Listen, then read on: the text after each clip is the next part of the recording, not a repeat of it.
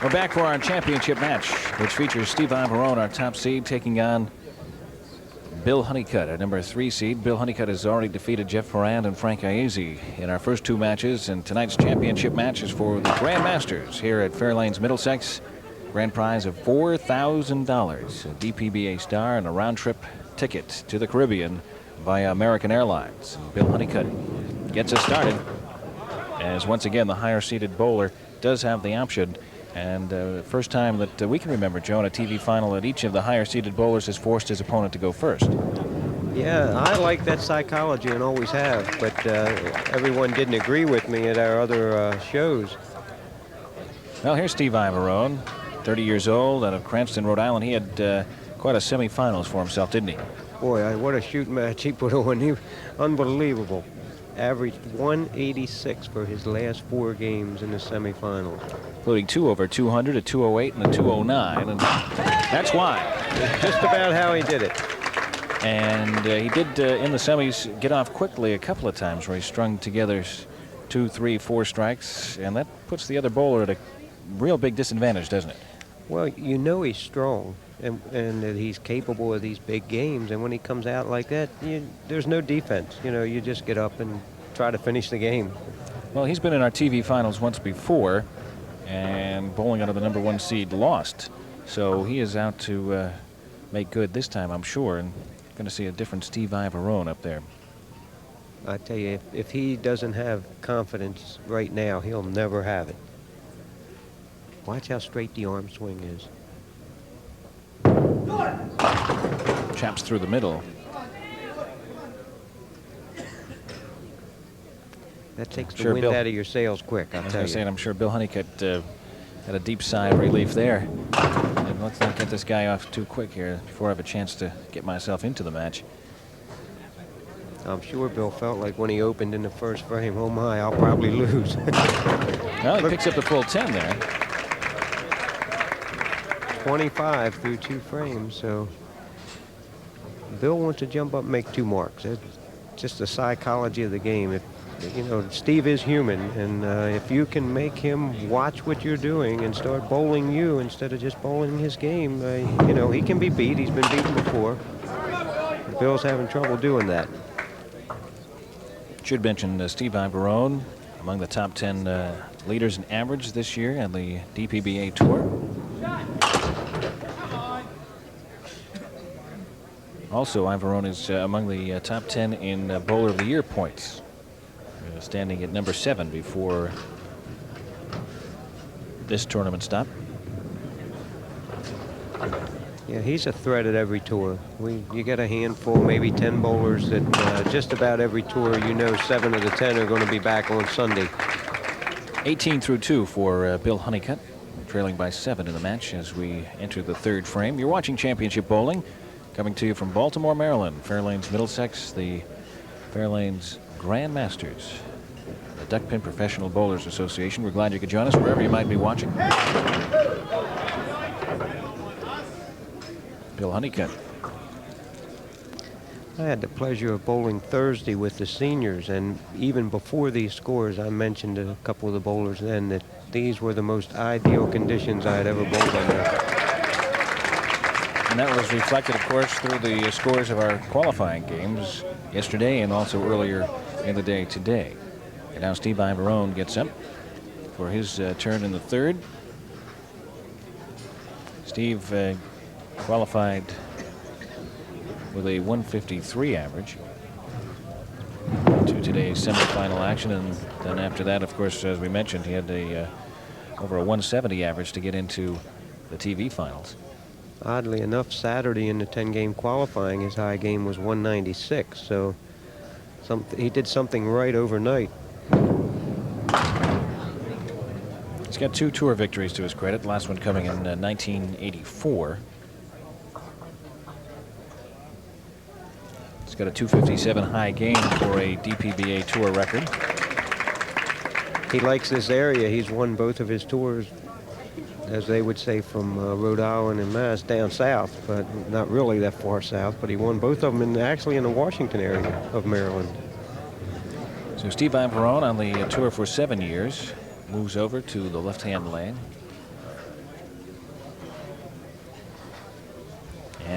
Pairs again. Fire away. If Steve has a weakness, it is that he'll let something upset him and work at him. As you saw, he started with a strike and he threw the next ball through the middle. And I really think he's still shaking that off. He's going 2 frames and missed the head pin, and then picked it off both times. And as you can see, a little disgust. And well, we've talked about it numerous times. The mental aspect of the game is as important as any physical aspect. Years ago, we started talking, and we used to say 50%. And I'll tell you the truth, Mike, I'm up to where I really believe at this level it's 100%. If you're physically capable of doing it, it's up to you. So Bill Honeycutt now looking at the 4th frame, working off a spare of the 3rd, chops through the middle, and that hurts on a spare.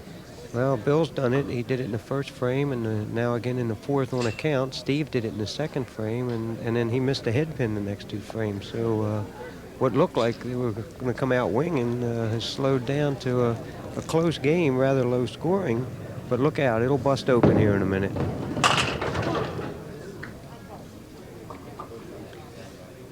As you watch, Steve, a very powerful bowler with a long arm swing and a very fast ball. And then you look at Bill. If you watch the pins, the movement on the pins is the same.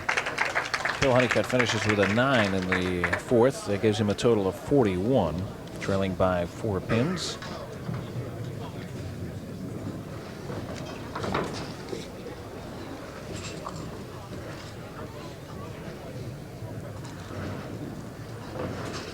Bill has been in the bowling game for a few years. Duckpin bowling some 26 years, and the Pro Tour 7 years.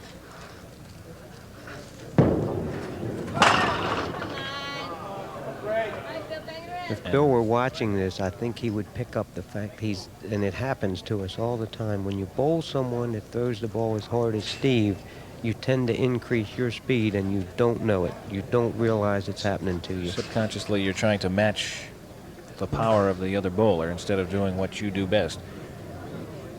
Steve can be very intimidating.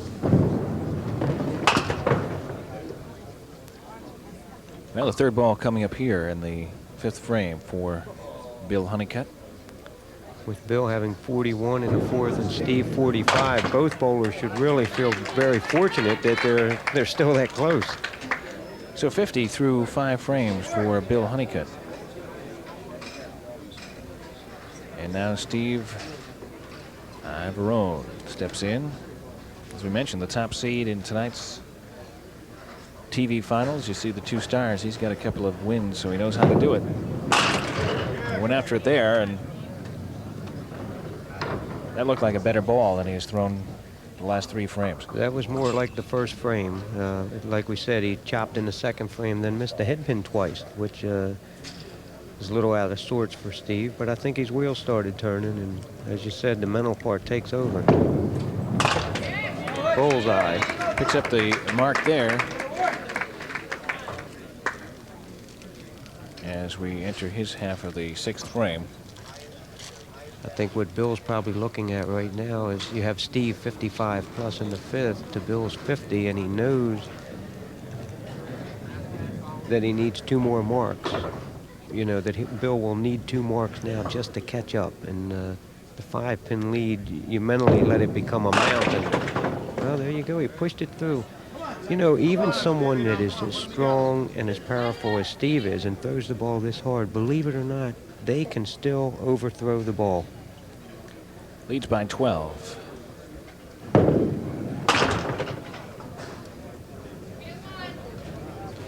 He's got the 3rd ball coming up here. He's got it. So he's got 72 after 6, and he leads it as we move halfway through our championship match tonight. We'll be back with more coming up in just a moment.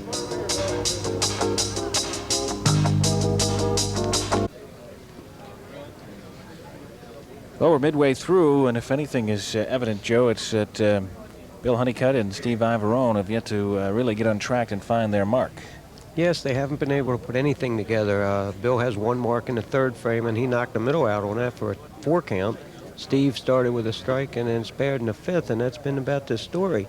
We still have a close game, and again, with the bowlers bowling 2 boxes at a time. Bill can turn things around. If he can mark here in the 6th and the 7th, he'll put Steve under the gun. Good ball. Got that one. Now he moves over to the left-hand lane, which he had so much success with in the earlier matches tonight, as you take a look. If I had a crystal ball, it would probably say doubleheader. You just get that feeling once in a while, and all the bowlers have been overdue. As I stated, there were so many multiple strikes this weekend, and we haven't seen one yet. Now Bill Honeycutt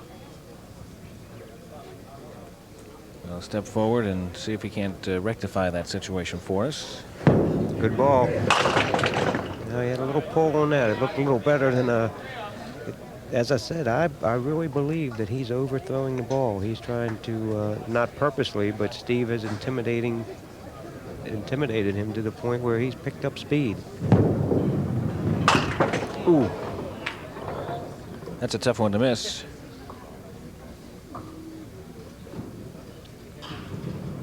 He's got the 3rd ball here to try to pick up a 10 fill. And he missed it. I tell you, the pressure's showing a little, Mike, and I don't mean it in a derogatory way, but the pins have moved so well here this week if you just threw your natural ball. And I think both of the bowlers are pushing the ball a little bit. Even Steve, as hard as he throws it, and I think we mentioned the other time he was on our show, that compared to Nolan Ryan, they used to say if at 97 you couldn't touch him, and at 100 they hit it out of the park because it took something off the ball. And there you see, he's just... he's keeping it close. It's low scoring again, but it's exciting. Somebody's going to win and somebody's going to lose. It might not be 200 to 199, but it's going to go down to the wire. And both bowlers will talk about this win or loss for a long time, because it's not too often that you get this quality bowler and you can win with a lower game, which is apparently going to happen.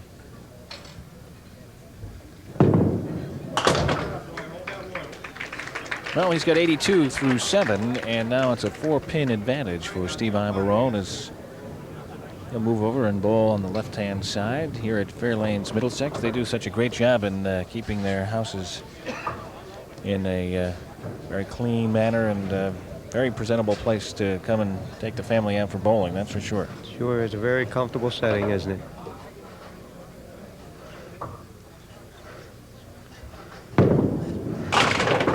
Steve Iavarone looking for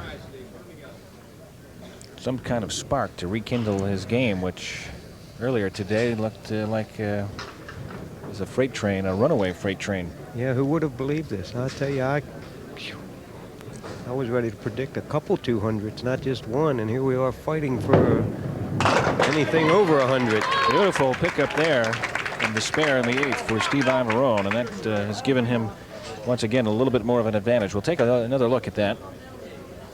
Well, he gets down and through the ball, doesn't he, for a big man? Here we go, the same position Bill was in last game. If he can mark in the 8th or 9th, both frames. Yeah.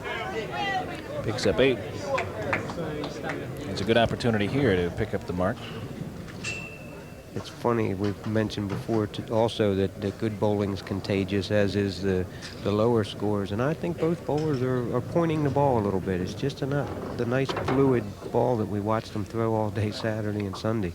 Well, he splits that one nicely and picks up the spare in the 8th. So the bowlers match marks in the 8th, and now Bill Honeycutt moves over to bowl in the 9th. And he has already won couple of matches in this situation. Both were close to the 8th, 9th, and 10th frames, and he was able to pull it out over Jeff Farrand and Frank Iavarone. Our tour members that are here that bowled in the semifinals today are all standing back saying, he shot 208 against me. There you go, the pivotal 9th frame. Well, once again, he puts together a big mark in the 9th, and we'll take another look. See the pin action if we just give him a chance. The match could lie right in this ball, Mike. Now Steve Iavarone has a big 9th frame facing him.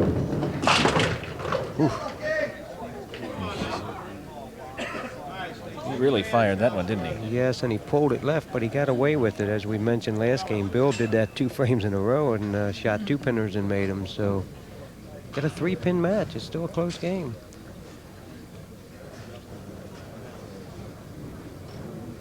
Well, Steve working off a spare in the 8th. He's got a spare in the 9th. And now he moves over and a ball in the 10th. And this is what he's hoped to do with the strategy of forcing his opponent to go first. He finishes first, and hopefully he'll be able to put up a couple of counts here and sit back and put the pressure on Bill Honeycutt. Amazing how exciting a game can be, whether it be 170 or this is probably going to turn out in the 130s. Crowd is quiet. They are anticipating something big happening here at the end stages of this match. And he's got it. You like that one. Okay, he's 131 plus in the 10th. Watch the pins move. See the good follow through. Boom. And they all came tumbling down. Did they ever? I tell you, if you watch, his follow through is amazing. His hand actually flips up over his head. Well, here he goes in the 10th frame. He's really putting the pressure on Bill Honeycutt in this situation. That's what he had hoped to do right from the start. He can't close Bill out.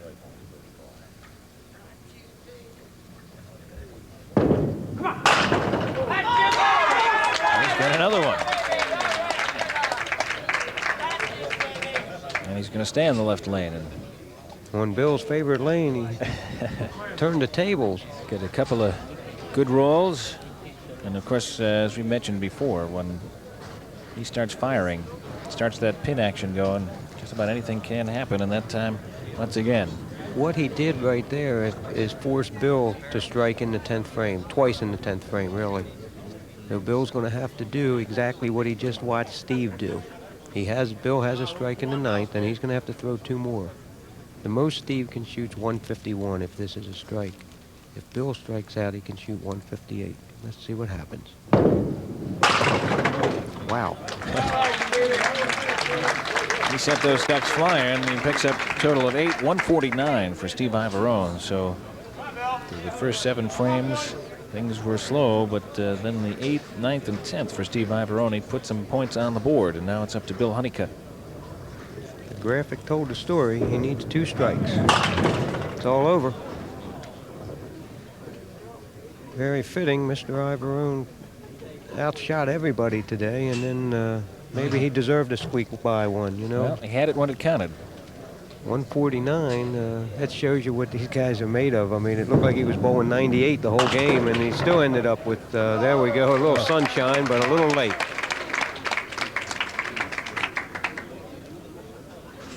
Bill Honeycutt had a long climb up the ladder, only to be disappointed in the championship match with Steve Iavarone coming out on top. Honeycutt will finish up here. 149, 138. Steve Iavarone, the winner of the Fairlanes Middlesex Grandmasters. And we'll be back to present Steve with the check and to talk with him a bit coming up right after this. Welcome back to Fairlanes Middlesex in Baltimore, Maryland. Another exciting edition of Championship Bowling having just finished. Joining me now, Mike Glennie, District Manager for Fairlanes, and our winner, Steve Iavarone, who beat Bill Honeycutt in the finals. And Mike, you have an award to make. Yes, we do. Steve, on behalf of Fairlanes, we'd like to present you with this trophy. An outstanding job in recognition of your outstanding achievement. Nice bowling. Thank you. Thank you, Steve, for giving us such a fine performance, and congratulations. Second time that you're in our TV finals, and you came out on top. And of course, in addition to the star, the trophy, the $2,400 check, also a round-trip ticket to the Caribbean via American Airlines. Congratulations again. Thanks. All right, Steve Iavarone, our winner tonight, and Joe, another exciting edition. Grandmasters here at Fairlanes, just an outstanding night. Well, I'd like to congratulate Steve on his victory, of course, and I'd like to thank Fairlanes for being such great hosts. Thanks again. All right, you've seen the best, the Duckpin Professional Bowlers Association. Watch us again for Championship Bowling. For Joe Ryanier, I'm Mike Sella. See you again next time.